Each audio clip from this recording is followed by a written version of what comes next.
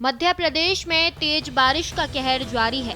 ग्वालियर चंबल संभाग में हालात बिगड़ते जा रहे हैं। ग्वालियर की सिंध, पार्वती और नोन नदी उफान पर है। बांधों से लगातार छोड़े जा रहे पानी के कारण निचले इलाके जलमग्न हो चुके हैं और प्रशासन ने अलर्ट जारी कर दिया है। वहीं धुमेश्वर धाम के पास बह रही सिंध नदी का रौद्र रूप देखने को मिल रहा है। बारिश के पानी का कहर निरंतर जारी है और ऐसे में आप देख सकते हैं जो धुमेश्वर घाट है वहां सिंध नदी का विकराल रूप देखने को मिल रहा है। और ये वो 9 चौकियां हैं जहां सिंध नदी का पानी लगातार जल स्तर बढ़ रहा है और 9 चौकियां लगभग डूबने लगे हैं।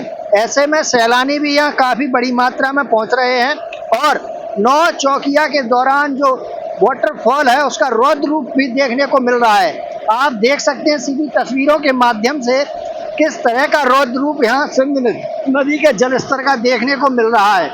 जिस तरह से ऊपरी इलाकों में बारिश हो रही है उसका जल स्तर बढ़ रहा है और यही बड़ी वजह है कि वो जल स्तर बढ़ने से सिंध नदी का विकराल रूप जो है देखने को मिल रहा है। जो सैलानी है वो भी बड़ी संख्या में यहाँ पहुँच रहे हैं।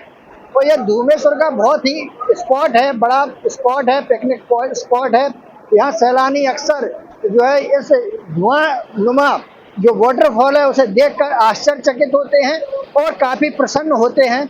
ऐसे में बात करेंगे कितना अच्छा लगता है यहाँ आते हैं। बहुत अच्छा लगता है। तो पानी कितना बढ़ गया? पानी अभी कल से कम हो गया है, आज कम हो गया है। नहीं पानी इस पे जा रहा था नौचो यहाँ पर। हाँ जा रहा था। कितने लोग आ रहे हैं ऐसे में यहाँ पर? बहुत लोग आ रहे हैं। अच्छा लगता है? अच्छा लगता है। हर साल इसी तरह से आता है? हाँ। तो यानी कि जल स्तर लगातार बढ़ रहा है और लोग भी काफी दूर से यहाँ पर घूमने आते हैं, इस विहंगम दृश्य को देखने आते हैं। लेकिन ऐसे में सवालिया निशान खड़े सुरक्षा को लेकर भी होते हैं, क्योंकि जिस तरह से कुछ लोग बिल्कुल पानी के पास से अपने वीडियो फोटो बना रहे हैं, वहीं पुलिस बल के रूप में एक आरक्षक को तैनात किया गया है। लेकिन कहीं ना कहीं उनकी अनदेखी भारी भी पड़ सकती है कि जो लोग बिल्कुल पानी के पास से पिक वगैरह ले रहे हैं, वीडियो वगैरह बना रहे हैं। क्योंकि जिस तरह से कल एक हादसा हुआ था, एक युवक की डूबने के दौरान मौत हो गई थी, जिसको रेस्क्यू के द्वारा निकाला गया। काफी बड़ी मशक्कत के बाद उसे निकाला गया। ऐसे में सुरक्षा को लिहाज में रखते हुए सुरक्षा के कड़े इंतजाम होने चाहिए, लेकिन वो यहाँ पर नाकाफी दिखाई दे रहे हैं, नजर नहीं आ रहे हैं। ऐसे में दतिया और शिवपुरी को जोड़ने वाला बड़गोर पुल बीते 4 दिनों से बंद है। अप्रोच रोड बह चुकी है और पुल जर्जर हालत में है। दूसरी ओर ग्राम सोताखिरिया में कच्ची मड़ियां भी गिरने लगी हैं। इस वक्त हम खड़े हुए हैं ग्राउंड जीरो सिंध नदी के उस ब्रिज पर जो कि ग्वालियर और दतिया क्षेत्र के उस बॉर्डर को जोड़ता है। ये वो मार्ग है, ये वो ब्रिज है जो दतिया के लिए जाने वाले लोगों के गाँवों के लिए है।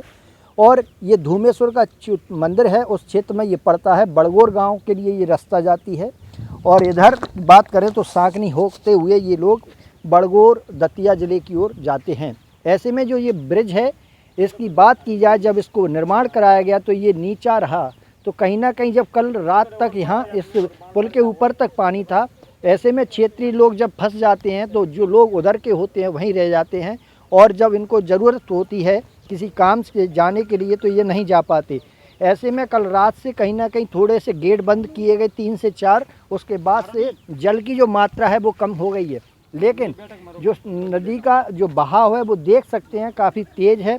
और ऐसे में जब कल रात में इस पुल पर पानी था उस समय ग्रेल भी टूट गई हैं। ऐसे में ग्रामीण मौजूद हैं, उनसे जान लेते हैं कितनी परेशानी होती है ऐसे में बारिश के समय में। क्या बहुत परेशानी हो रही है। इधर की बाइक इधर रखती हम, उधर की पैर के आना पड़ता ट्यूब पर बैठ के जाना है। कहीं कुछ हो रहा, कहीं मरम डली उस साइड, तो बहुत परेशानी है। इस पर पानी कल रात उसके ऊपर था। तो कहीं ना कहीं जो पुल बनना चाहिए था ऊंचाई दे के वो नहीं बन पाया है। क्या कहेंगे, क्या कहना बनना चाहता है, बनेगा जो अच्छा रहेगा, बन जाए तो अच्छा। तो ऐसे में जो कितने महीने परेशानी रहती है? क्या पूरी बारिश के महीने 4 महीने रहती है? ये बारिश के 3-4 महीने बहुत परेशानी होती है। लगभग ऐसे 12 मासी परेशानी रहती है। वो तो 12 मासी परेशानी है। कोई बांध लेके करे तो नहीं कर पाते हैं, गड्ढा है इसमें पूरे में। कुछ भी साधन नहीं निकल पा। एक ही रोड है जो दतिया और ग्वालियर को जोड़ता है। एक ही रोड है जी। एक ही रोड है। ऐसे कल हमको बिहारी लेने जाना था तो कल हम सोनागर होते हुए डबरा गए यहाँ से। कल इधर तो रात में पानी चल रहा मेन रोड है था, ये। जबकि अपन ये नदी के पहली पार रहते हैं, जबकि यहाँ से कितना 20-30 किलोमीटर डबरा पड़ता है, जबकि यहाँ से 70 किलोमीटर फिर खा के अपन डबरा गए थे। तो यानी कि किसान को खेती के समय, कोई बारिश के समय में खरीफ की फसल लगानी होती है। ऐसे में किसान को अधिकतर मजदूरों के लिए, कहीं कोई खाद बीज लेने के लिए अक्सर शहर जाना होता है, तो कहीं ना कहीं उनको काफ़ी परेशानियों का सामना करना पड़ रहा है। क्योंकि पुल अगर ऊंचाई देकर बनता तो कहीं ना कहीं लोगों को राहत मिलती, लेकिन बारिश के कहर में अब ऐसे में नदियाँ उफान पर हैं और लोग परेशान बने हुए हैं। लगातार बारिश के कारण मणिखेड़ा और हर्षी डैम से पानी छोड़ा जा रहा है। यही पानी सिंध और पार्वती नदियों में आकर तबाही मचा रहा है। डबरा और भितरवार क्षेत्रों में प्रशासन हाई अलर्ट पर है और गांव खाली कराए जा रहे हैं। देखिए, कल ऐसी संभावना, कल 4.5 फीट के आसपास बेसबियर से पानी बह रहा था, तो ऐसा लग रहा था कि कहीं और अगर पानी बढ़ेगा तो यहाँ वार्ड नंबर 13 का एक छोटा सा खैरा करके एक बस्ती है, तो वो चारों तरफ से पानी से घिर जाती है। हालांकि उन तक पानी नहीं पहुंचता है, लेकिन फिर भी चूंकि वो चारों तरफ से पानी से घिरे रहते हैं, तो प्रिकॉशन की दृष्टि से हमने कल उनको आग्रह किया था कि आप लोग हमारे जो हमने बेस कैंप बनाए हुए हैं कि यदि इस तरह की चीज़ें, इस तरह से बाढ़ में अगर वो लोग फंस जाते हैं तो उनको रुकने ठहरने के लिए जो हमने यहाँ के सामुदायिक भवन वगैरह हैं वो चिन्हित कर रखे हैं, तो हमने उनसे आग्रह किया था कि आप जाके वहाँ रुक सकते हैं, खाने पीने का इंतजाम हम करेंगे सब। लेकिन उन्होंने कहा कि अभी ऐसी कोई स्थिति नहीं है और जब ऐसी स्थिति होगी तो हम तुरंत वहाँ पर पहुँच जाएंगे। जहाँ तक आप बड़वर के पुल की बात कर रहे हैं, तो वो अभी निर्माणाधीन पुल है और पुल का मेन जो बीच वाला पुल तैयार है और दोनों तरफ मिट्टी डली है, काम चल ही रहा है।